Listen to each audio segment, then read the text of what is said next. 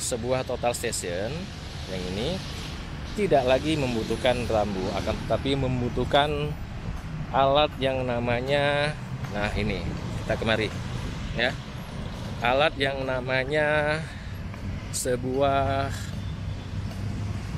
prisma reflektor. Nah seperti ini ya, yang sedang dipegang ya, yang ketinggiannya ini kebetulan setel di 1,7. Oke. Keranjang Kaifan.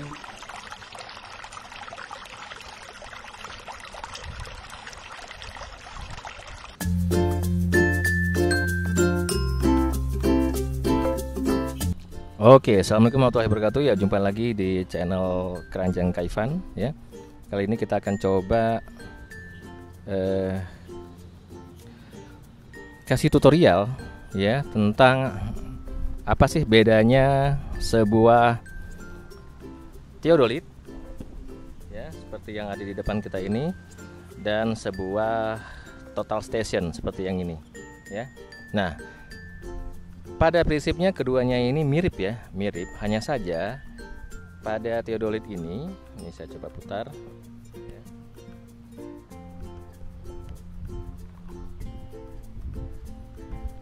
Theodolit itu dia tidak bisa menyimpan data dari hasil pengukuran kita ke dalam memori yang ada dalamnya, karena memang dia tidak punya memori. Sementara total station yang seperti ini ya, dia bisa menyimpan data dan dia sudah mempunyai satu Central Processing Unit atau CPU di dalamnya, sehingga pengolahan datanya sudah otomatis dilakukan oleh alat total station ini sendiri ya. Jadi berbeda dengan sebuah theodolit ya.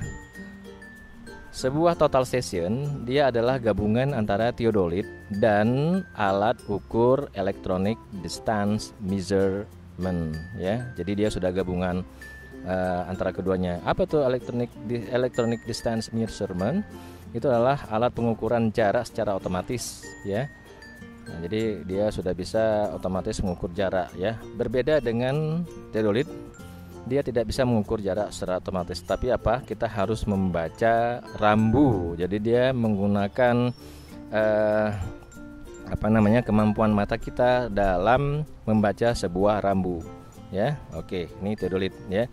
Theodolit juga terdiri dari sebuah teropong ya untuk sudut pembacaan sudut vertikal, dan bisa digeser kiri dan ke kanan secara mendatar untuk bacaan sudut horizontalnya. Sama ya dengan sebuah total station seperti ini. Nah, apa beda lainnya antara theodolit sama total station adalah jika sebuah theodolit itu kita membutuhkan sebuah rambu ya untuk mengukur jaraknya, kemudian kita hitung secara manual dengan menggunakan kalkulator ataupun Excel, dan juga kita mengukur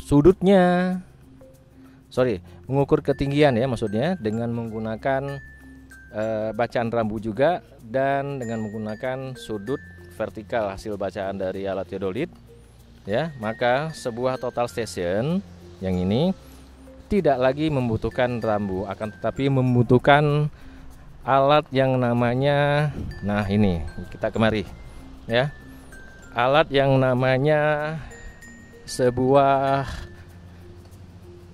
prisma reflektor yang seperti ini ya, yang sedang dipegang ya, yang ketinggiannya ini kebetulan di setel di 1,7. Oke ya, jadi dia membutuhkan sebuah reflektor.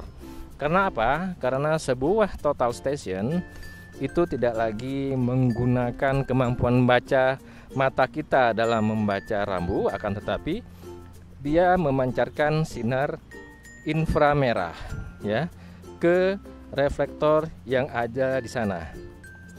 Otomatis dengan menggunakan total station, maka jarak survei yang bisa dilakukan itu bisa mencapai 3 km. Pokoknya sampai prisma reflektor tersebut itu masih dapat dilihat. Berbeda dengan sebuah theodolit ya, bacaan rambu ukur ini, bak ukur atau rambu ukur ini itu tergantung dari kekuatan mata manusia. Jadi mata manusia normal itu diperkirakan masih mampu dengan akurat membaca sebuah rambu itu sampai sejarak 60 meter ya. Jadi bagi seorang surveyor mengukur dengan menggunakan teodolit atau juga waterpass ya, sama prinsipnya sama dalam membaca rambu, itu maksimal itu adalah berjarak 60 meter. Jadi jangan coba-coba melebihi 60 meter. Kenapa? Bacaannya menjadi akan tidak akurat. Oke ya.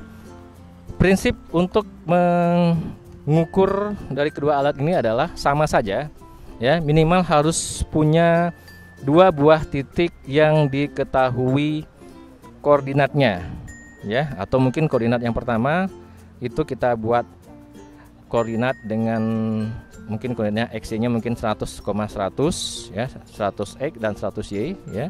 Y-nya sama dengan 100, x sama dengan 100 karena kita tidak mengetahui koordinat yang benar di posisi saat kita survei. Itu bisa kita buat koordinat sementara, boleh ya.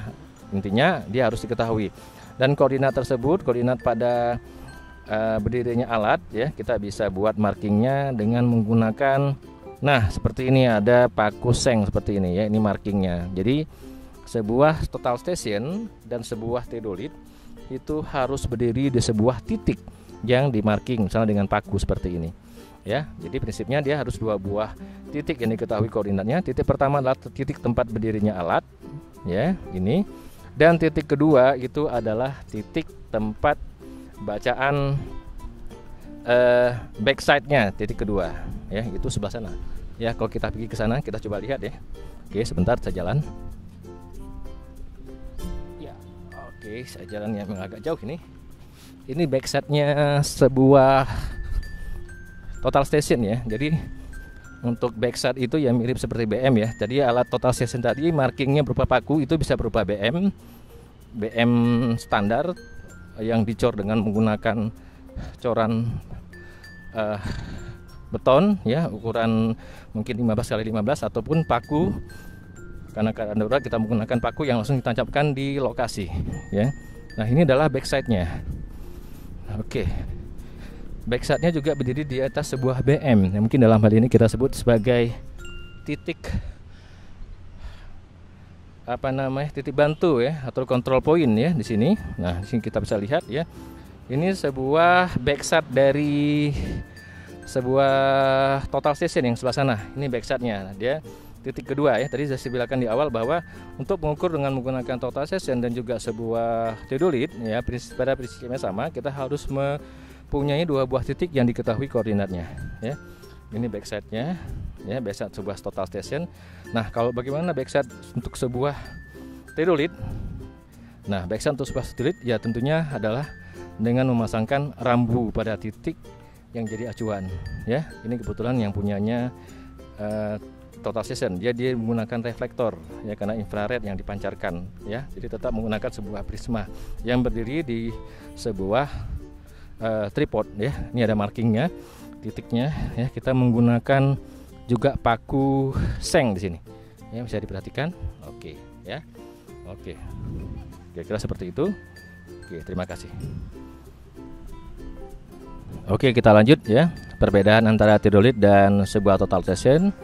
Perbedaan yang berikutnya adalah tentu saja ya, sebuah total station tentu saja berharga jauh lebih mahal ya. Misalnya sebuah total station itu bisa sampai berharga 120 jutaan, ada yang harga segitu, sampai yang paling murah itu berharga 45 juta.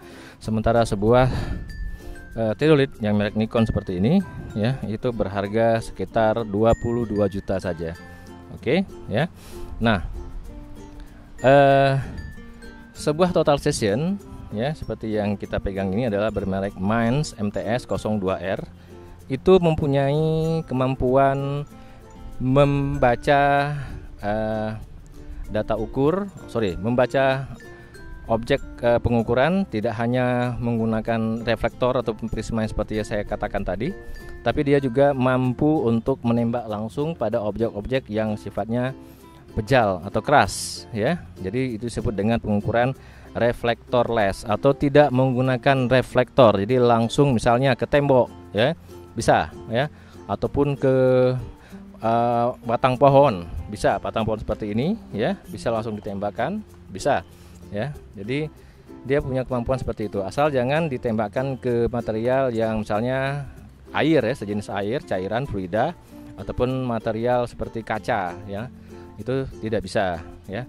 Jadi dia bisa langsung menembakkan tanpa menggunakan reflektor. Tapi tidak semua total session mempunyai kemampuan seperti tersebut ya. Jadi fitur untuk menembak secara reflektorless ini hanya dimiliki oleh total session tertentu. Nah, pada saat dia menembak dengan menggunakan pada saat dia menembak dengan menggunakan tanpa reflektor atau reflektorless atau non prisma, maka gelombang pancaran sinar yang dikeluarkan adalah gelombang laser ya.